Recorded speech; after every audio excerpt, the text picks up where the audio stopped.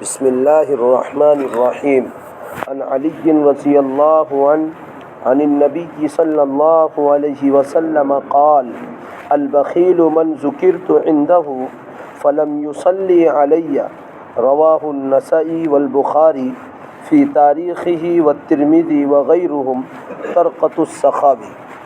حضرت علی کرم اللہ وجہہ سے حضور اقدس صلی اللہ علیہ وسلم کا یہ ارشاد نقل کیا گیا ہے کہ بخیل ہے وہ شخص جس کے سامنے میرا ذکر کیا جائے اور وہ مجھ پر درود نہ بھیجے۔ علامہ سخاوی رحمۃ اللہ علیہ نے کیا ہی اچھا شعر نقل کیا ہے، فرمایا من لم یصلی علیہ ان ذکر اسمہ فہو البخیل وزدہ وصف جبانی۔ اللہ۔ ترجمہ: جو شخص حضور اقدس صلی اللہ علیہ وسلم پر درود نہ بھیجے جس وقت حضور کا پاک نام ذکر کیا جا رہا ہو، پس وہ پکا بخیل ہے۔ اور اتنا اضافہ کر کے اور وہ فرماتے ہیں کہ وہ شخص بزدل ہے اور نامرد بھی ہے۔ حدیث بالا کا مضمون بھی بہت سی احادیث میں بہت سے صحابہ سے نقل کیا گیا ہے۔ علامہ سخاوی رحمۃ اللہ علیہ نے حضرت امام حسن کی روایت سے حضور اقدس صلی اللہ علیہ وسلم کا یہ ارشاد نقل کیا کہ بخیل ہے وہ شخص جس کے سامنے میرا ذکر ہو اور وہ مجھ پر درود نہ بھیجے۔ حضرت ابو ہریرہ کی حدیث سے یہ مضمون نقل کیا گیا ہے کہ بخیل ہے اور پورا بخیل ہے وہ شخص جس کے سامنے میرا ذکر کیا جائے اور وہ مجھ پر درود نہ بھیجے۔ حضرت انس رضی اللہ تعالی عنہ سے بھی حضور صلی اللہ علیہ وسلم کا یہ ارشاد نقل کیا گیا ہے کہ وہ شخص بخیل ہے جس کے سامنے میرا ذکر کیا جائے اور وہ مجھ پر درود نہ بھیجے۔ ایک حدیث میں یہ الفاظ نقل کیے گئے ہیں کہ میں تم سب بخیلوں سے زیادہ بخیل بتاؤں، میں تمہیں لوگوں میں سب سے زیادہ عاجز بتاؤں، وہ شخص جس کے سامنے میرا ذکر کیا گیا ہو پھر وہ مجھ پر درود نہ بھیجے۔ حضرت عائشہ رضی اللہ تعالی عنہا سے ایک قصہ نقل کیا گیا جس کے اخیر میں حضور صلی اللہ علیہ وسلم کا یہ ارشاد ہے کہ ہلاکت ہے اس شخص کے لیے جو مجھے قیامت میں نہ دیکھے۔ حضرت عائشہ کو تعجب ہوا، عرض کیا وہ کون شخص ہے جو آپ کی زیارت قیامت میں نہ کرے؟ حضور نے فرمایا بخیل۔ حضرت عائشہ نے عرض کیا بخیل سے کون مراد ہے؟ حضور صلی اللہ علیہ وسلم نے فرمایا میرا نام سنے اور درود نہ بھیجے۔ حضرت جابر رضی اللہ تعالی عنہ سے بھی حضور اقدس صلی اللہ علیہ وسلم کا یہ ارشاد نقل کیا گیا ہے کہ آدمی کے بخل کے لیے یہ کافی ہے کہ جب میرا ذکر اس کے پاس کیا جائے اور وہ مجھ پر درود نہ بھیجے۔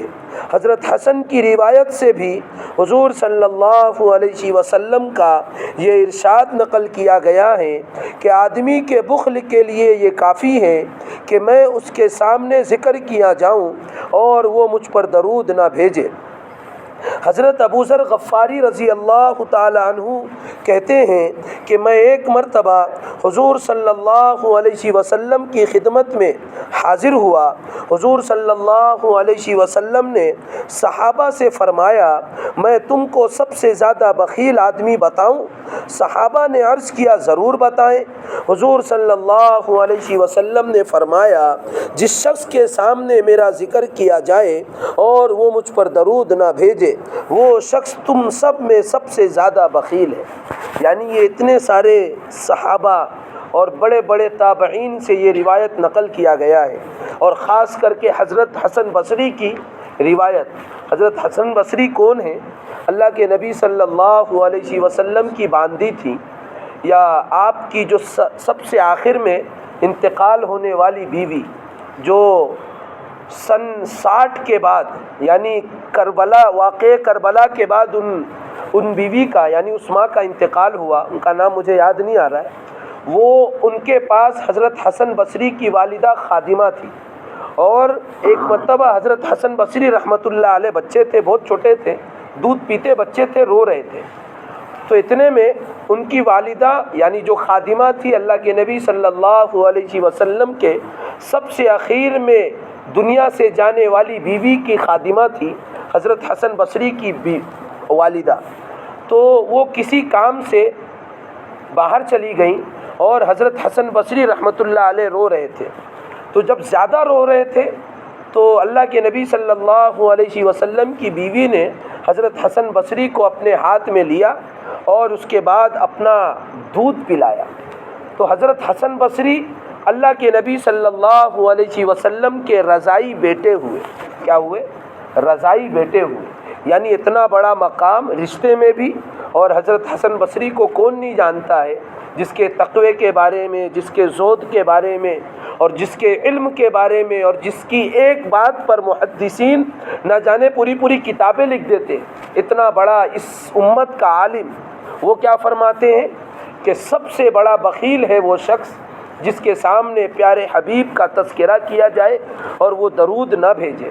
اللہ کے نبی نے حضرت عائشہ سے کہا کہ میری زیارت نہیں کرے گا وہ شخص جو مجھ پر دنیا کے اندر درود نہیں بھیجتا تھا۔ جی، تو اللہ کے نبی صلی اللہ علیہ وسلم پر درود بھیجنے کی یہ فضیلت ہے جو ان سب احادیث سے معلوم ہوتا ہے۔ اور کیوں نہ ہو، کیونکہ ہمارے نبی صلی اللہ علیہ وسلم نے اس امت کے لیے وہ کیا جی جو پچھلے نبیوں نے اتنا نہیں کیا جتنا ہمارے پیارے حبیب نے اس امت کے لیے کیا۔ اللہ کو کہنا پڑا فاصبر نفسک علی الذین، اے میرے حبیب، اے میرے محبوب، اے میرے پیارے نبی، آپ ان بیوقوفوں کے چکر میں، ان نافرمانوں کے چکر میں اور ان کفاروں کے چکر میں آپ اپنی جان کو گنوا دیں گے؟ آپ ذرا سوچئے کہ یہ لوگ اگر ایمان نہیں لائے تو کیا آپ اپنے آپ کو ہلاکت میں ڈال دیں گے؟ چھوڑ دیجئے۔ اور اللہ کے نبی کو اللہ نے یہاں تک کہا کہ لنا اعمالنا ولکم اعمالکم، آپ اتنا کہہ کے ہٹ جائیے کہ تیرا اعمال تیرے ساتھ، میرا اعمال میرے ساتھ۔ جی، اللہ کے نبی کو اللہ نے یہاں تک کہا، اور کہا کہ تمہارا رب تمہیں دیکھ لے گا، میرا رب مجھے دیکھ لے گا، لا حجت بیننا و بینکم۔ اے اللہ کے نبی، آپ صرف دین کی بات پہنچا دیجئے، آپ ان کے بارے میں اتنی فکر نہ کریں کہ آپ اپنے آپ کو ہلاکت میں ڈال دیں۔ جی، اور یہاں تک کہا لا حجت بیننا و بینکم، اتنا کہہ دیں کہ میں تم سے لڑائی جھگڑا کرنے نہیں آیا، بلکہ میں تو اللہ کا پیغام تم تک پہنچانے آیا ہوں۔ آپ سوچیں کہ وہ نبی اس امت کے بارے میں کتنی فکر مند رہا کرتے تھے۔ جی، حضرت عائشہ فرماتی ہیں کہ کیا دن تھا، کیا رات تھی، کیا صبح، کیا شام، کیا اٹھنا، کیا بیٹھنا، میرے حبیب کے دل و دماغ میں صرف ایک فکر ہوا کرتی تھی، صرف ایک سوچ ہوا کرتی تھی کہ امت کا ایک ایک فرد، آنے والا ایک ایک بندہ اللہ رب العزت کا فرما بردار بن جائے، جہنم سے بچ جائے اور جنت میں چلا جائے۔ جی، ایسا حبیب ہمیں ملا ہے جس حبیب کے اوپر اللہ تبارک و تعالیٰ نے کہا یا ایھا الذین ان اللہ و ملائکتہ یصلون علی النبی، اے ایمان والو، اللہ اور اس کے فرشتے جی جو معصوم ہیں، جن سے گناہ کبھی نہیں ہوتے، جن کو اللہ جو حکم دے دیا وہ حکم کو پورا کرتے ہیں، ایسے معصوم فرشتے اور خود بنانے والا رب تمہارے حبیب پر درود بھیجتا ہے۔ یا ایھا الذین آمنوا صلوا علیہ وسلموا تسلیما، اے ایمان والو، تم سب مل کر بھی اپنے حبیب پر درود بھیجا کرو۔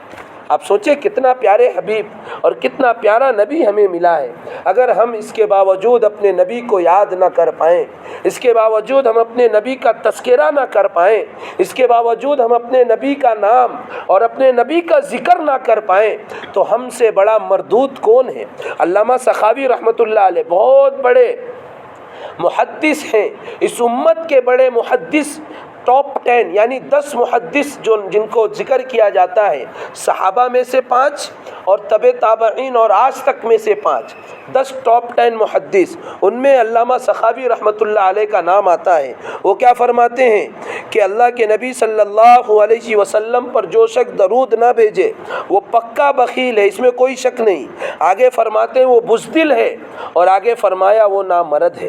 اللہ اکبر، کتنی بڑی بات علامہ سخاوی رحمۃ اللہ علیہ کہا کہ وہ شخص نامرد ہے، وہ شخص بزدل ہے، اور وہ شخص پکا بخیل ہے۔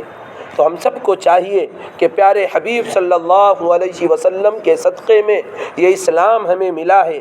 آپ کی نہ جانے کتنی قربانیاں تھیں، آپ کے بچوں کو طلاق دیا گیا، آپ کے بچوں کو نہ جانے کن کن تہمتوں کے اندر لگایا گیا۔ حضرت عائشہ صدیقہ رضی اللہ تعالی عنہ، آپ کی زوجہ محترمہ، جن کے اوپر پاک دامن عورت ہے، جس کے بارے میں اللہ تبارک و تعالی نے قرآن کریم میں آیات نازل فرمائی، جس کے دامن پر تہمت لگائی گئی، کس لیے؟ اس دین کے خاطر کہ میری امت تک دین پہنچ جائے۔ اللہ کے نبی صلی اللہ علیہ وسلم نماز کی حالت میں ہوتے، اپنے رب سے باتیں کر رہے ہوتے، امت کا غم لے کر سجدے میں جاتے، اس حالت میں کفار آپ کے بدن پر، آپ کے پیٹھ پر اوجڑیاں ڈال دیتے تھے۔ آج ہم اوجڑیوں کو اٹھا نہیں سکتے، لیکن آپ کے گردن مبارک پر اوجڑیاں ڈالتے تھے نماز کی حالت میں۔ آپ نے اس امت کے لیے برداشت کیا، راتوں کو اٹھ کر اللہ سے تڑپ تڑپ کر دعائیں کرتے تھے، اے اللہ آنے والے بھائیوں کا کیا ہوگا؟ میں نہیں رہوں گا، مجھے تو اپنے پاس بلا لے گا، لیکن جو میرے بھائی ہیں، جو قیامت تک آنے والے بھائی ہیں، ان کا کیا ہوگا؟ ایسی فکر کے ساتھ، ایسی کڑھن کے ساتھ اللہ کے نبی نے صحابہ کو تیار کیا، اور صحابہ دین ہم تک پہنچائے ہیں۔ تو کیا ہم پر یہ بات فرض نہیں ہے کہ ہم اپنے نبی پر درود بھیجیں؟ یہ فرض بنتا ہے، یہ ہمارا حق ہے کہ ہم اپنے نبی پر درود بھیجیں۔ لہٰذا آج جمعہ کی رات ہے، اور کل جمعہ کا دن ہے۔ ہم سب بیٹھے ہوئے جتنے لوگ ہیں، تمام کے تمام یہ ارادے اور عزائم کریں کہ ابھی سے لے کر کل عصر تک انشاءاللہ ہم اپنے حبیب پر 100 مرتبہ درود بھیجیں گے۔ اللہ عمل کی توفیق عطا فرمائے۔